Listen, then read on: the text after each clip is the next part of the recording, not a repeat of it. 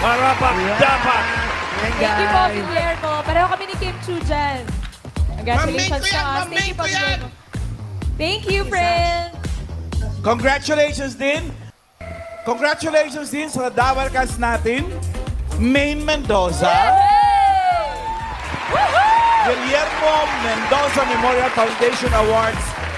Best Female TV Host. Welcome back, Bakaldab. Ito na naman po ang inyong lingkod, si Mr. Destiny. At syempre, magbibigay po tayo ng pinakamagandang update po ngayon sa social media. Well, inilabas na nga po at ibinati na nga po ng TV5 si Maine Mendoza bilang TV host. Di po ba?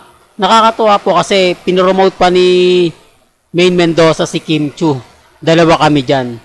Po. Alam nyo, sa totoo lang po, pagdating po kasi kay Mengay, wala naman po talagang kumbaga masasabi natin na yung tipong inggit, di po ba? Hindi katulad ng mga ibang artista na kahit nakita na lang si Mengay, kahit na doon na si Mengay, hindi po nila pinapansin. Yung tipong, ako, masasapawan ako. Pero si Mengay, nakita nyo naman po. Di po ba, napanood niyo naman po at narinig yung huling sinabi ni Mengay. Kaya nga sabi ko sa inyo, kaya po umaangat ng gusto at dumarami ang blessing ni Maine Paul Quezon. Dahil po napakabait talaga ni Mengay. Siya po talaga yung tipo ng artista na hindi siya naiinggit.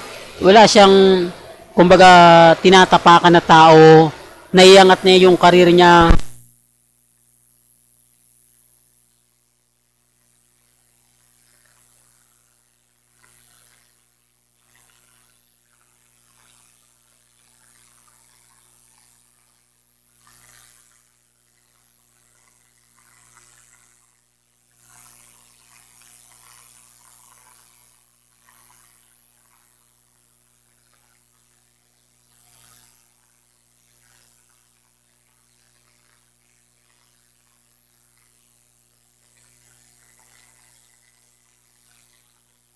Dumikit ka sa mga sikat.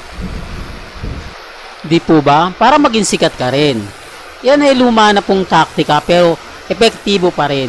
Ang ibig kong sabihin, matagal na pong ginagawa yan pero mahusay na taktika pa rin. Kasi kapag ikaw yung pinag-uusapan, ikaw yung lamang ng pahayagan. At syempre marami ng website, marami ng bali-balita, ikaw na yung talagang tututukan, marami mga TikTok ang maglalabasan, gagawa na sila ng mga video. Di po ba? Gaya nga po kay Diwata na trending. Oh, marami nakikisawsaw, maraming dumidikit. Yan at pinapaliwanag ko. Kaya lang hindi po nila naiintindihan. Pero bagong po pala natin ituloy itong magandang update na to. Kung bago ka lang sa channel na to at isa kang true-blooded Aldab Nation na nagmamahal kina Mengay at Isoy, tama po ang channel na pinuntahan mo. Kaya consider na po kitang bagong subscriber. At huwag mong kalimutang i-share ang mga video po natin sa mga mamis, sa mga titas, at sa mga senyor. Kaya nga po yung pinapaliwanag ko, yung mga sinasabi ko kahit po marami nagre-react, kahit sinasabi nilang ganito ganyan. Basta pagdating po kay Mengay, saludo po tayo. Di po ba? Inangat niya yung sarili niya na wala po siyang tinatapakan tao. Deserve po talaga yan ni Mengay.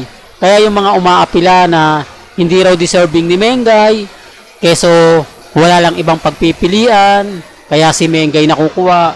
Marami pong pinagpilian.